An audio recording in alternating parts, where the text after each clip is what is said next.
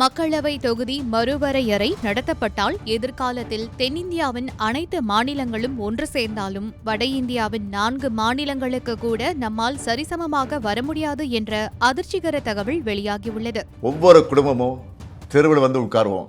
தமிழ்நாடு முதலமைச்சராக இருக்கிற என்னுடைய தலைமையிலேயே மிகப்பெரிய போராட்டம் நடத்துவோம். நீங்கள் இதுவரை பார்க்காத தமிழ்நாட்டை பார்க்க வேண்டியிருக்கும். 50கள் 60களில் பார்த்த பழைய திமுகவை இந்தியா திரும்பவும் பார்க்க வேண்டியிருக்கும்.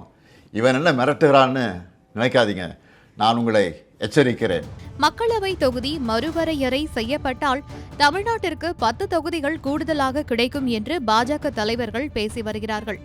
இது உண்மைதான். ஆனால் தமிழ்நாட்டிற்கான நியாயமான எண்ணிக்கை கிடைக்குமா அல்லது உத்தரப்பிரதேசத்திற்கு அதிக எண்ணிக்கை கிடைக்குமா என்பதே தற்போதைய கேள்வி.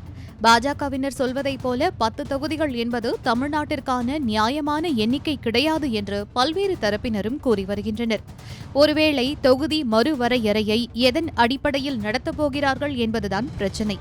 மக்கள் தொகை அடிப்படையில் நடத்துகிறார்கள் எனில் தமிழ்நாடு போன்ற தென் மாநிலங்களுக்கு நியாயமான ஒதுக்கீடு கிடைக்குமா என்பது சந்தேகம். 2001 மக்கள் தொகை கணக்கெடுப்பின் அடிப்படையில் தொகுதி மறுவரையறை செய்யப்படுகிறது எனில் தமிழ்நாடு, கேரளா, கர்நாடகம், ஆந்திரா மற்றும் தெலுங்கானா ஆகிய மாநிலங்களுக்கான எம்பி தொகுதிகள் எண்ணிக்கை 130லிருந்து 166ஆக அதிகரிக்கும். ஆனால் மொத்த எம்பி இடங்கள் அதிகரிக்கப்படும் போது இந்த 166 என்கிற எண்ணிக்கை முன்பு இருந்த 130ஐ விட 20% குறைவாகும். இதுகுறித்து காட்டமாக பேசிய தமிழ்நாடு முதலமைச்சர் ஸ்டாலின், இப்படி அவசரமாக டெலிமிட்டேஷன் செய்ய நினைப்பது பாஜக அரசின் அப்பட்டமான ஜனநாயக விரோத செயல். தொகுதி வரையறையால் தமிழ்நாடு பாதிக்கப்பட்டால் இந்தியாவையே திரும்பி பார்க்க வைத்துவிடுவோம் என்றும் பிரதமர் மோடியே மீண்டும் சொல்கிறார். இது தமிழ்நாட்டிலிருந்து உங்களை நோக்கி விடுவிக்கப்படும் இறுதி எச்சரிக்கை எனவும் கூறியுள்ளார். மக்கள் தொகையை கட்டுப்படுத்துங்க, அளவா குழந்தைகளை பெற்றுக்கோங்க, குடும்ப கட்டுப்பாட்டை கடைபிடிங்கன்னு ஒன்றிய அரசு சொன்னதையெல்லாம் நாங்கள் கேட்டோம். சொன்னதை ஒழுங்காக செஞ்சதுக்காகவே எங்களுக்கு தண்டனை தருவீங்களா?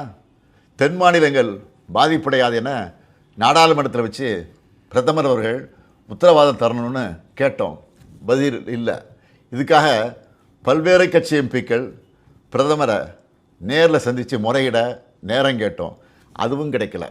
இப்படி நாம் சொன்ன எதையும் அவங்க காதில் வாங்காமல் திமுக மட்டுமல்ல, எந்த கட்சியோடவும் எந்த மாநிலத்தோடவும் எந்த ஆலோசனை நடத்தாமல் அவங்க இஷ்டத்துக்கு பண்ண பார்க்குறாங்க. நேற்று மரியாதைக்குரிய அம்மையார் சோனியா காந்தி அவர்களும் நாம் கேட்குற அதே கேள்விகளை கேட்டிருக்கிறாங்க. பிரதான எதிர்க்கட்சியான காங்கிரஸ் உள்ளிட்ட யாருக்குமே பதில் இல்லை.